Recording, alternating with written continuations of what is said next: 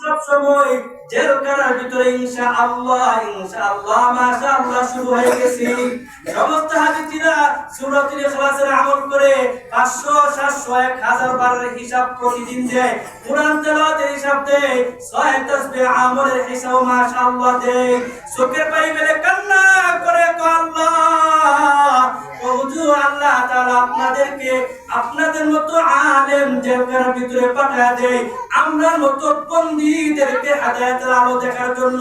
মাশাআল্লাহ মাশাআল্লাহ। জেলখানার ভিতরে কবর নিয়ে দেখবেন, বিশম্বরপুর থানা এক আল্লাহর বান্দা হিন্দু অবস্থা জেলখানার ভিতরে ঢুকছিলেন, দাড়ি ছাড়া ঢুকছিলেন, দাড়ি রাখিয়া আলেমদের হাতে হাত রেখে মুসলমান হইয়া নামাজ পড়ে জিকির আমল করে সূরাতুল ইখলাসের আমল করে কুরআন তেলাওয়াতের আমল করে। তো বান্দা বড় ছিল দুর্বল, আরেক চেয়ারম্যানকে আল্লাহ জেলে ঢুকাইয়া তার গোলাম বানাইয়া কুরআনের বদৌলতে তার নিজের খরচ দিয়ে আল্লাহর বান্দাকে বাইর করে দিয়েছে।